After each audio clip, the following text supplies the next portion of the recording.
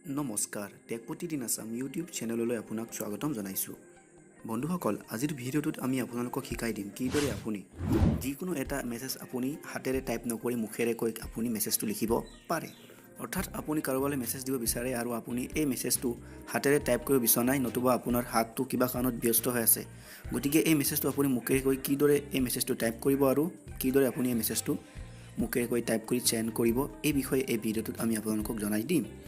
গতিকে আহক দেৰি নকৰি ভিডিঅ'টো আৰম্ভ কৰোঁ। ভিউৱাৰ্ছ, আপুনি যিকোনো এটা মেছেজ হাতেৰে টাইপ নকৰি মুখেৰে কৈ এই মেছেজটো টাইপ কৰিব বিচাৰে তেন্তে প্ৰথমে আপোনাৰ মোবাইলটোত থকা গুগল প্লে ষ্ট'ৰটো অন কৰক।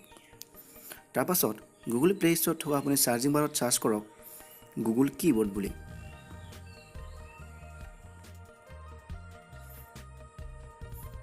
এতিয়া এনেদৰে টাইপ কৰি চাৰ্চ কৰিলে এই এপ্লিকেশ্যনটো পাব। এতিয়া আপুনি ইয়াত দেখা এই আপডেটটোত ক্লিক কৰিব যদিহে আপোনাৰ তাত আপডেট বুলি ওলাই থাকে, আৰু যদি এই এপ্লিকেশ্যনটোত আপোনাৰ যদি আপডেট ওলাই নাথাকে তেন্তে আপডেট কৰিব আপুনি নালাগে। এনেদৰে আপডেট সম্পূৰ্ণ হোৱাৰ পিছত এতিয়া ইনষ্টলিং হ'ব। ইনষ্টল হোৱাৰ পাছত এতিয়া আপুনি একো কৰিব নালাগে, আপুনি এই গুগল প্লে ষ্ট'ৰৰ পৰা বাহিৰলৈ ওলাই আহিব।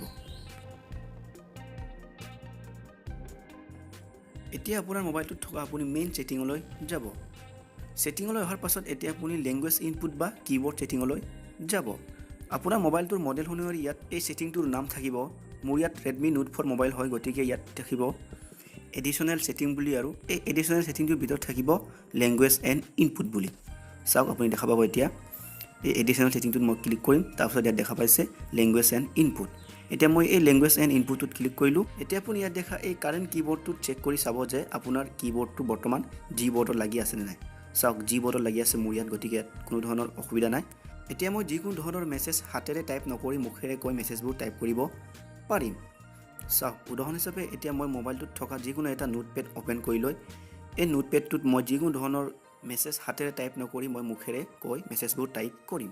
চাব, এতিয়া ইয়াত মই মেছেজবোৰ এতিয়া হাতেৰে টাইপ নকৰিম, কেৱল মুখেৰে ক'ম আৰু মেছেজবোৰ টাইপ হৈ যাব। তাৰ বাবে এতিয়া মই ইয়াত দেখা এই মাইক্ৰফোনটোত ক্লিক কৰিব লাগিব। ক্লিক কৰিলোঁ। চাব, এতিয়া মই মুখেৰে ক'ম, মুখেৰে যি ক'ম এইখিনি মই ইয়াত নিজে নিজে টাইপ হৈ গুচি যাব। এতিয়া মই ক'ম এটা ইংৰাজী বাক্য, hello' what is your name. চাওক, মই বাক্যটো কোৱাৰ লগে লগে গুগল কীবৰ্ডে নিজে নিজে বাক্যটো ৰিকগনাইজ কৰি ইয়াত টাইপ কৰি দিলে। মই কোনো ধৰণৰ হাতেৰে টাইপ কৰিবলগীয়া নহ'ল। ঠিক একেদৰে এতিয়া মই হিন্দীত ক'ম, হিন্দী বাক্যটো মই ইয়াত টাইপ কৰিব নালাগে, কেৱল মুখেৰে ক'লেই হ'ল, তেতিয়া তেওঁলোকে নিজে নিজে ৰিকগনাইজ কৰি ইয়াত ওলাই দিব। পুনৰবাৰ এই মাইক্ৰফোন বটনটোত ক্লিক কৰিম আৰু ক'ম, হেল্ল' তোমাৰা নাম ক্যা হে। চাওক, আপুনি লাইভ দেখা পাইছে। মই যিবোৰ বাক্য কৈছোঁ সেই বাক্যবোৰ নিজে নিজে গুগল কীবৰ্ডে লিখি আছে। আপুনি কোনো ধৰণৰ হাতেৰে টাইপ কৰিব নালাগে, কেৱল আপুনি মুখেৰে ক'লে হ'ল এইদৰে। তেতিয়া আপোনাৰ যিবোৰ বাক্য ক'ব সকলো বাক্য এই গুগল কীবৰ্ডে এইদৰে লিখি দিব। ইয়াত আপুনি বিভিন্ন ভাষাৰ কথা কৈ এইদৰে লিখাব পাৰে, কিন্তু আপুনি দুৰ্ভাগ্যবশতঃ এতিয়া অসমীয়াত ক'লেও এইদৰে ইয়াত লিখাব নোৱাৰিব, কাৰণ অসমীয়া ফিচাৰটো বৰ্তমান ইয়াত অহা নাই। পৰৱৰ্তী সময়ত অসমীয়া ফিচাৰটো অহাৰ নিশ্চয় সম্ভাৱনা আছে, গতিকে পৰৱৰ্তী সময়ত আপুনি অসমীয়া ব্যৱহাৰ কৰিব পাৰিব।